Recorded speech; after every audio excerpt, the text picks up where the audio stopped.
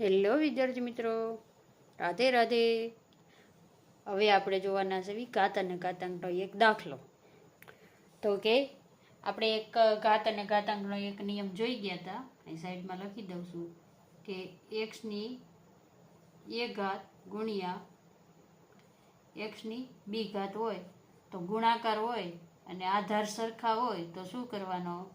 ઘાતનો સરવાળો કરવાનો. આ નિયમ આપણે જોયો તો કાલના વિડીયોમાં જોયો તો, જોઈ લેજો લોંગ વિડીયોમાં. તો કે એ જ રીતનો હવે જોઈએ તો કે આ દાખલામાં 5ની ઘાત કેટલી આવશે? તો કે પહેલાં તો આ 125, 25 ને 5 આપેલા છે, બરાબર. તો પહેલાં શું કરવું પડશે? તો કે આધાર સરખા કરવા પડે. તો કે 125 ગુણ્યા 25 ગુણ્યા 5ની 4 ઘાત બરાબર કેટલા?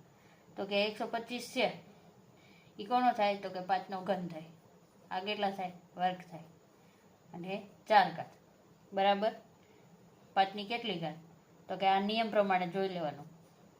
3 ઘાત વત્તા 2 વત્તા 4 બરાબર કેટલા થશે?